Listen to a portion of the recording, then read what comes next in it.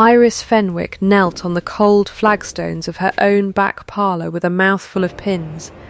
fitting the 40th wedding gown she had made with her own 2 hands, and told herself, as she told herself every time, that admiring a bride's gown from the floor was not the same thing as wanting one. The room smelled of beeswax and scorched linen where the flat-iron had stood too long, and under that, faint and sweetish, the smell of the white silk itself, new cloth, unworn, waiting. Martha Pett turned a slow half-circle on the low stool, while Iris worked the hem, and outside the one high window the green lay flat and gold in the last of a dry June evening, and across it, small and steady, one lit window showed in the east tower of Esmere House, the way it nearly always did after dark, as though someone up there had forgotten how to sleep and had stopped trying. Iris did not look at it long. She had trained herself, over some years, not to look at it long. She took the pins from her mouth one at a time and set the hem an inch higher at the left, because Martha Pett listed a little to that side when she walked, always had, since she was a girl running errands for her mother down Fish Street, and a hem that did not know its bride was no hem at all. Round the collar Marion, her old Aunt Peg said from the doorway, not looking up from the sleeve she was pressing, "You'll want to catch that gap at the shoulder before she goes home crowing to her mother that Fenwick's runs small." "My name is Iris," said Iris, not turning. "I know whose name you go by," she said. "I am telling you whose hands you have." At her throat, on a ribbon gone soft and grey with handling, hung a small dented thimble, silver once, worn now to the colour of an old coin, with 2 letters cut into the inside of the rim that only she and Peg had ever troubled to read. She touched it without meaning to, the way another woman might touch a locket, and went on pinning. Martha Pett, patient under the pins, asked whether it was true the Duke's own wedding gown was to be made up at the house this summer, real lace sent down special from town, and whether Iris had been asked for it, and Iris said she had not, in the flat voice she kept for questions she did not want followed, and Peg, mercifully, changed the subject to the price of thread. It was a fair evening, warm and settled, the kind Millbrook got perhaps a dozen of in a summer, and by the time Martha Pett had gone home in her ordinary dress, with the gown wrapped in sheeting over her arm, Iris had put 9 years of evenings like this one behind her, and had never, in any of them, sewn a stitch for herself. She was folding pins back into their paper when the boy from the Crossroads Inn knocked, breathless, and held out a letter sealed in dark wax with a stag's head pressed into it, addressed in a clerk's careful hand to Miss I. Fenwick, seamstress, Millbrook, and said the man who'd carried it from the house had waited for no answer, only said it was wanted seen to directly. Peg looked at the seal a long moment before she looked at Iris. "Well," she said, "there's an evening's peace gone begging." Iris broke it standing up, because some news does not deserve to be read sitting down, and it asked her, in language a good deal more ornamented than its errand required, to present herself at Esmere House on Thursday next, to discuss the making of a wedding gown for Miss Seraphina Vale, at the particular direction of her ladyship the Dowager Duchess. She read it twice. The window across the green was still lit. She did not look at it a third time before she blew out her own candle. Esmere House sat 2 miles off along a road that climbed steadily through beech woods gone dusty with the dry weather, and Iris walked it in her good boots with her work-bag on her arm, past the old boundary stone half sunk in nettles, where the parish of Millbrook gave way to the Duke's land, a stone she had climbed over as a child 100 times, without a thought, and now, at 9 and 20, stepped round instead, because some crossings you make without noticing, and others you notice every single time. The house itself came on her the way it always did,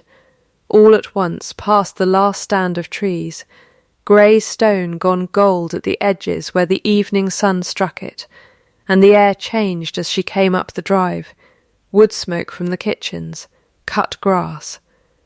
A horse somewhere being walked cool after exercise. She was shown, as she always had been, since she was old enough to be shown anywhere, to the side door, the low one under the kitchen stair, and led through a warren of passages that smelled of starch and beeswax to the old sewing room at the back, a long bright room with good north light that she had not stood in since she was 11 years old. Holding her mother's hand, and had not expected to feel the way it made her feel now, which was that no time at all had passed, and also that a great deal had. The trunks were still along the far wall. She was still noticing that when a voice behind her said her name, not as a question, and she turned to find a man standing in the doorway with a coat over his arm, as though he had been about to leave the house and had stopped instead, and it took her a moment, an unfair, foolish moment,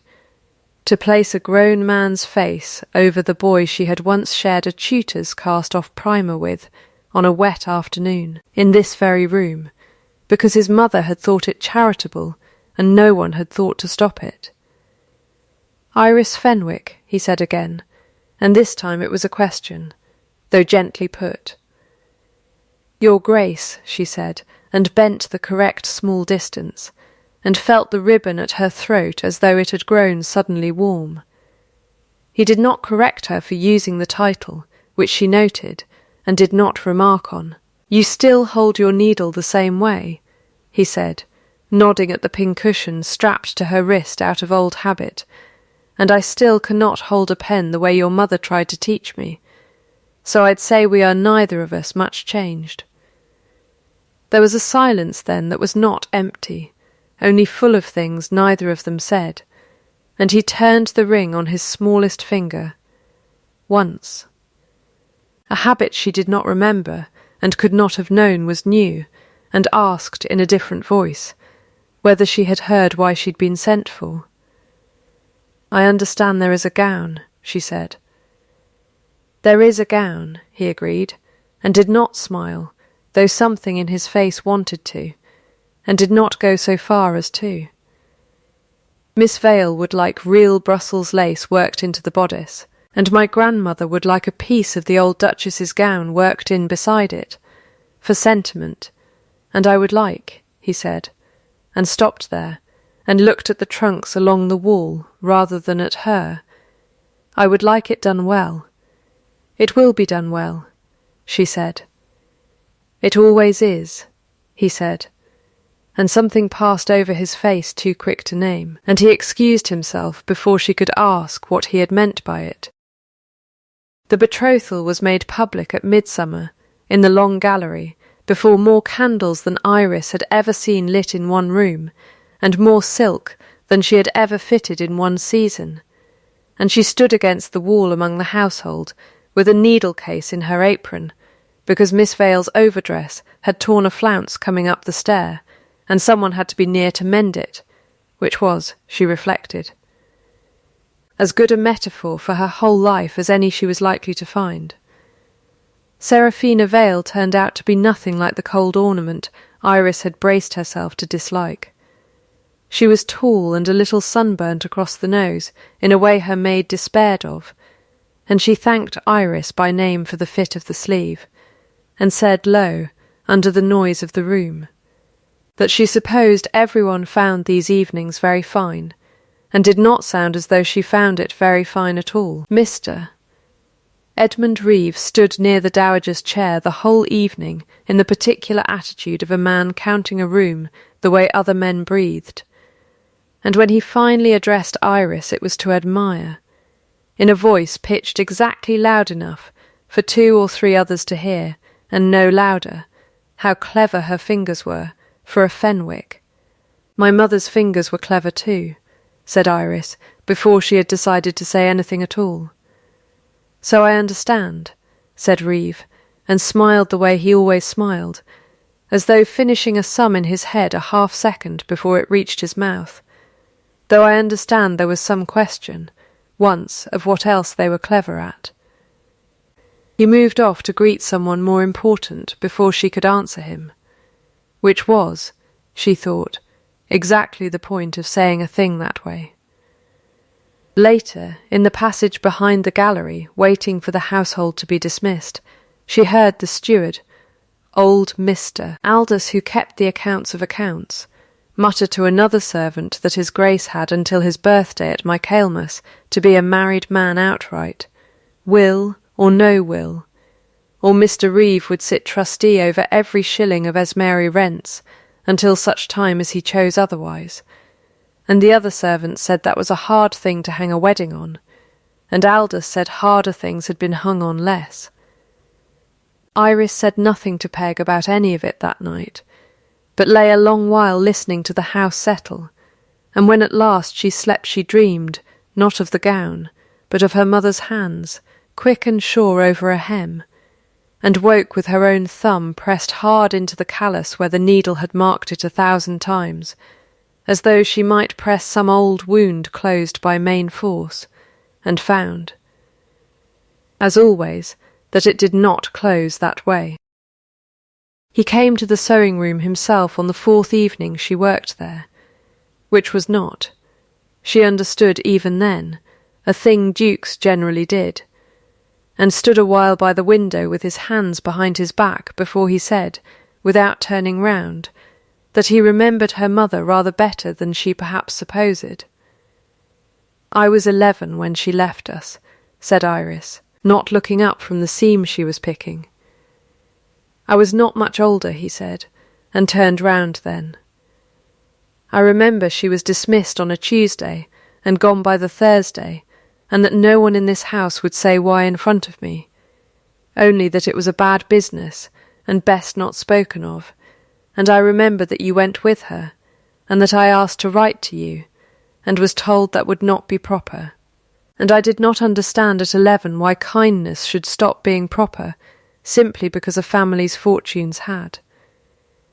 Iris set down her needle. "It was called theft," she said, plainly, because if she did not say the word herself someone else eventually would, and it has been called that in this town for 18 years. And I have made 40 wedding gowns in that time for women whose mothers would not have let them so much as speak to mine. He did not flinch from it, which she had half expected he might. "I never believed it," he said. "Then you are one of very few," she said, and did not soften the words, though she felt them go into him somewhere. He was quiet a moment.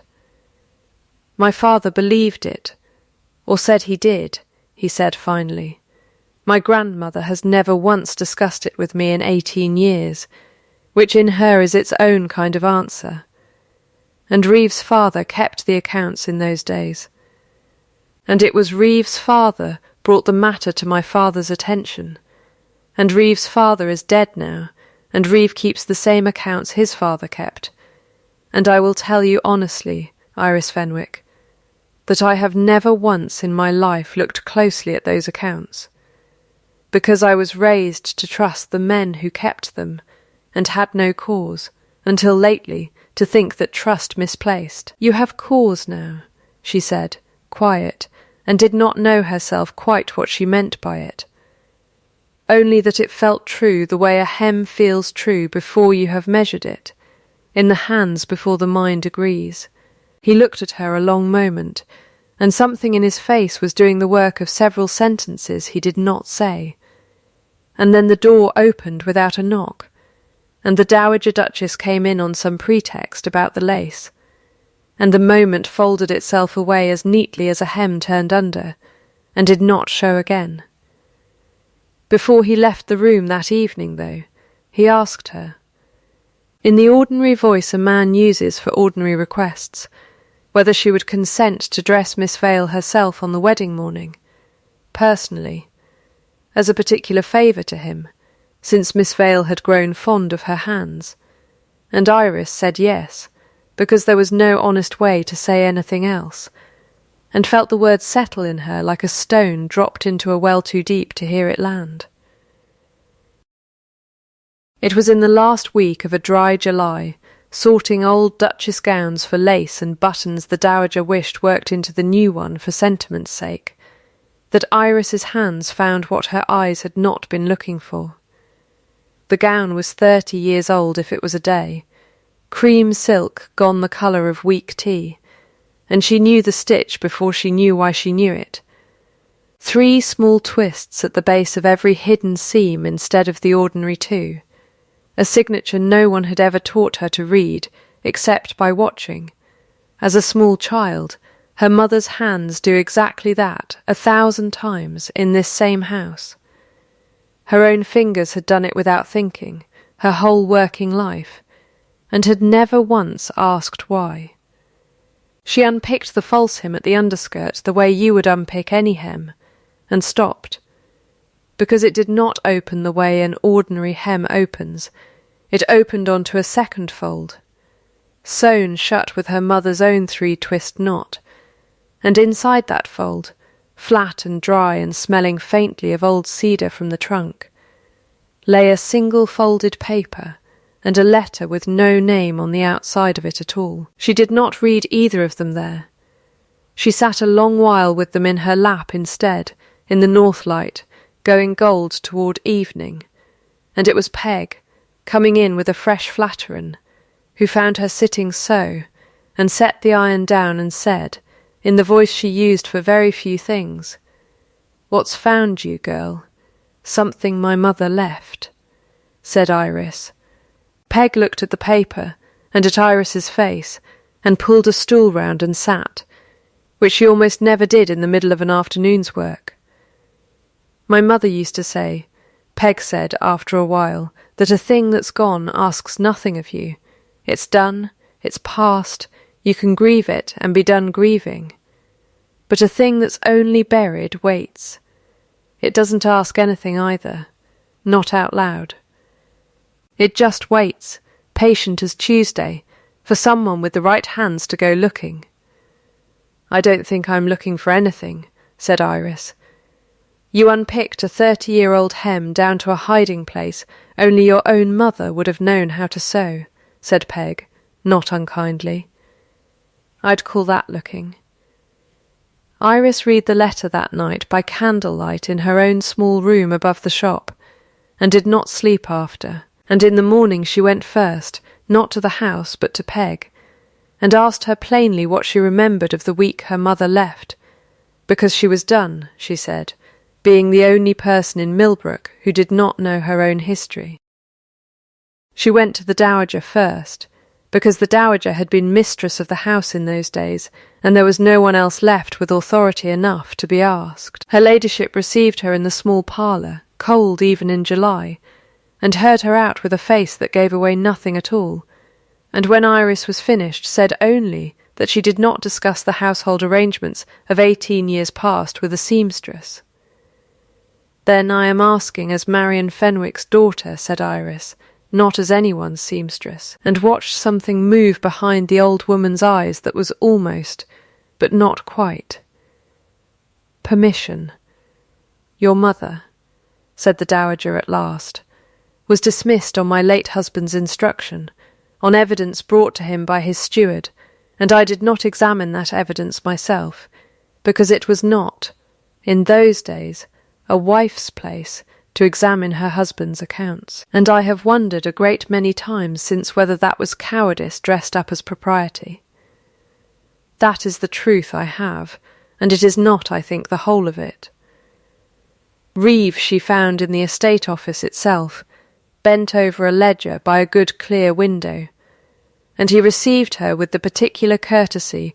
of a man who has already decided how a conversation will end. "Miss Fenwick," he said, setting down his pen. "I understand you've been asking questions about accounts 30 years settled. I understand you knew my mother was innocent," she said, and set the folded letter on the desk between them without opening it, and watched his eyes go to it and away again,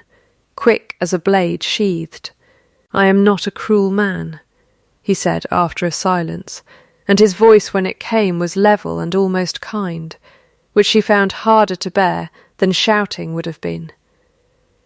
"I am an arithmetical one, which the young mistake for cruelty, because arithmetic does not care whose feelings sit on either side of the sum. My father made an error 30 years ago that would have ruined this family's name and mine with it, and a seamstress's daughter's good name was a smaller thing to spend than a duke's, and I did not make that trade. My father did, and I have spent every year since keeping the ledger straight so that no one need ever look at it closely enough to ask why. If you take that letter to the house," he said, nothing in his voice rising at all, "you will cost yourself the last good name you have, because it will be your word and a dead woman's forged hand against a family that has never once been questioned in this county, and I promise you, Miss Fenwick, that is a wager you will lose." "Then I had better bring more than my word," she said, and took the letter back off the desk before he could reach for it, and left him sitting very still in the clean north light, and did not look back to see his face. She had the ledger page by the end of that week,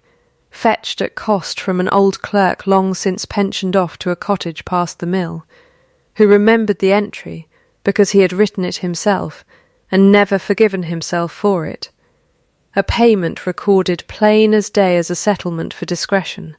dated the very week her mother was dismissed, in a hand Iris now knew from 30 years of household books, as Reeve's own father's. She read it standing in the clerk's low doorway, with the afternoon going grey and close, thunder somewhere out past the hills, and understood all at once the whole shape of the thing her mother had carried alone for 18 years, silenced twice, once by disgrace, and once by the plain fact that a poor woman's word had never once in this county outweighed a rich man's ledger. She had meant to go quietly to the dowager with it. She had not meant for Reeve, riding back early from the market town on business of his own, to find her on the road with the letter still in her hand, and ask, mild as milk, what business a seamstress had riding out to old Aldous' cottage on a working afternoon, and she had not meant, God knew, to answer him honestly. But 18 years is a long time to hold a thing in, and she had held hers only a week. He did not raise his voice either, when it came to it, which was somehow worse than if he had. He rode straight to the house, and was closeted with the dowager before Iris had walked the 2 miles back, and by the time she reached the sewing-room her work-bag had already been set outside the door, and the dowager's own maid told her, not unkindly, that her ladyship wished to see no more of her, and that there was talk already among the staff, ugly talk, of a seamstress caught forging papers to blacken an old family's name for spite, the very words, near enough, that had been used of her mother, laid now across her own shoulders, like a coat cut to fit before she'd ever stepped into the room. She stood in the kitchen passage a long while, in the noise of a house that no longer wanted her in it, and then she walked the 2 miles home in a rain that had finally broken after a month of drought, and did not once look back at the lit window, because for the first time in 9 years she could not bear to know whether it was lit or dark. It was Julian himself who came to the shop 3 days later, in weather still wet from the storm, and stood in the doorway of the same back parlour where she had once fitted Martha Pett, and told her, in a voice worn thin with a week of arguing a house that would not be argued with, that she must leave Millbrook for a while, quietly, with money enough to set herself up somewhere the story had not travelled, because Reeve had threatened to bring the constable in over the forged ledger page, and he could not, yet prove it was no forgery without risking exactly the ruin Reeve had promised her. "I am sending you away to keep you safe," he said, and I am asking you to let me." And Iris heard in it every word her mother must once have heard, dressed up kinder but cut from the same cloth, and said, "No," flat and small, and let the silence after it do the explaining. Then said it was not his to decide what safety cost her, and that she had spent her whole life being managed for her own good by people who never once asked what she wanted, and that she would rather be ruined honestly than saved quietly. He left, in the end, because she would not be moved, and she did not know until Peg told her, an hour later, that he had ridden straight back to the house white to the lips and shut himself in the estate office with his grandmother and would not come out. Peg found Iris sitting exactly where he'd left her, and said, not gently, that a thing worth mending is worth the trouble of it, and that her mother, whatever else she'd been, had never once in her life chosen the easy lie over the hard truth, and that Iris had a decision now that her mother had never been given the chance to make. Iris sat with that a long while, the rain still coming soft against the glass, the thimble at her throat gone cold under her collar, and understood, finally, plainly, without drama, that she was not going to leave Millbrook, and that she was not going to let the letter stay folded in a drawer, and that whatever it cost her she would rather spend the rest of her life known truly for the worst thing she'd ever done than go on being known falsely for someone else's. The wedding breakfast was held in the long gallery after all,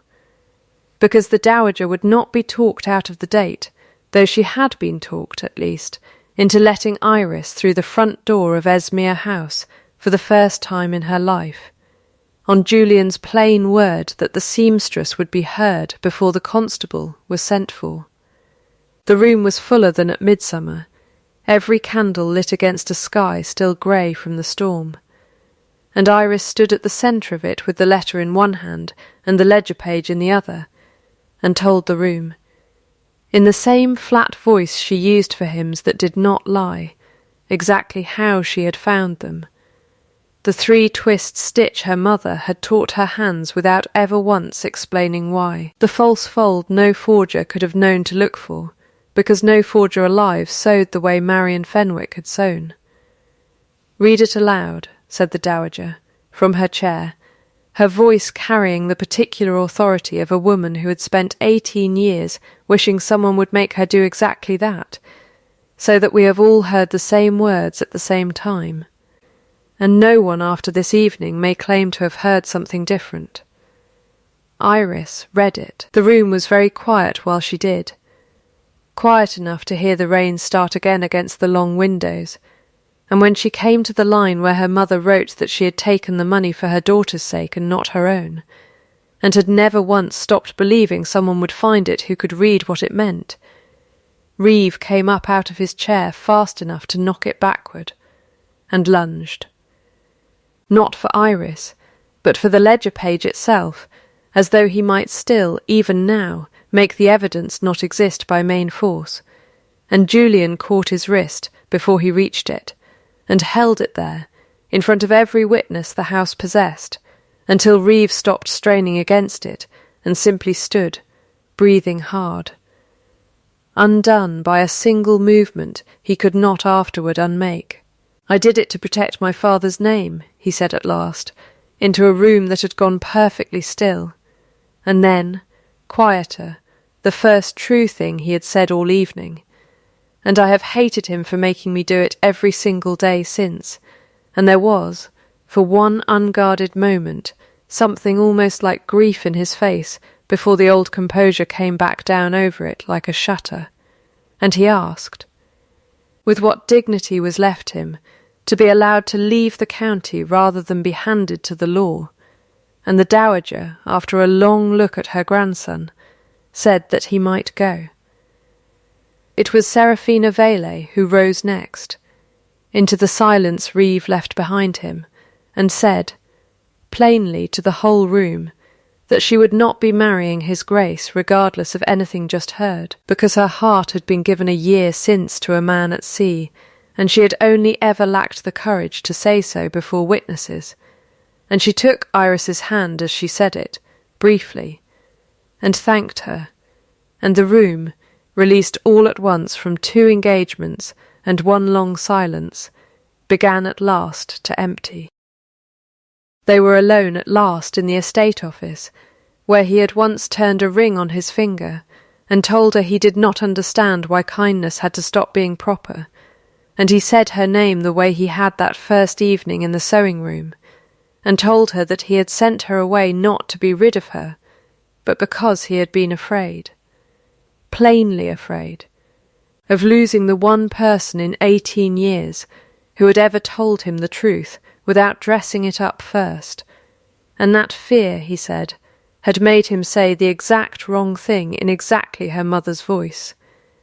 And he was sorry for it, and would go on being sorry for it as long as she required.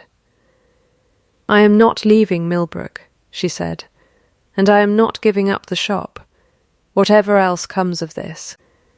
And my mother's name is cleared in this county before I set foot near your family's church, not after. Those are not conditions I would ask you to give up," he said. "Those are the very reasons I am asking it all." His birthday fell 11 days later, at Michaelmas, and there was a wedding, small as such things went at Esmere House. The gallery hung with the last of the season's gold, and rust-coloured leaves instead of midsummer roses, and Peg stood near the back, muttering to Seraphina, home for the occasion, with her captain finely landed and freckled from the voyage, that grooms were no better than a poorly cut sleeve, looked fine enough till they lifted their arm. And Seraphina laughed outright, and said she'd tell her own husband so the moment he was fool enough to raise one. On the morning itself Iris stood in her own small workroom above the shop. The same room, the same north light, the gown finished at last after 9 years of other women's, cream silk, with a strip of 30-year-old lace worked in at the hem, where no one but she would ever know to look for her mother's 3-twist knot stitched now in open daylight instead of hidden. And there was no mother to fasten the long line of buttons up the back, and no maid sent for either, because Julian had come himself, against every rule of the morning, and stood behind her doing up each small button in unhurried order, while the window across the green, for once in broad daylight, needed no lighting at all, and when the last button was fastened he said, in place of a hand upon her shoulder, her mother's old dented thimble into her palm, its silver worked now into the band of a plain gold ring, and said only that a thing mended well enough should never again need hiding. And she did not number that gown, not that one, not once, in all the long full life that came after it.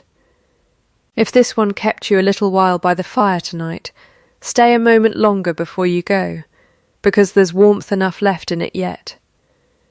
Somewhere in this story is a line, a stitch, a small kept promise you noticed before I named it, and I'd love nothing more than to hear which one held you. So tell me down below,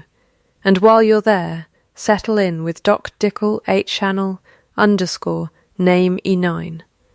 Because that's the surest way to be sitting here again next time the kettle's on and another one's waiting to be told. The wick is burning low now, so I'll leave you here warm, and I hope you sleep well, and I hope you're kind to yourself and to each other, until we meet again.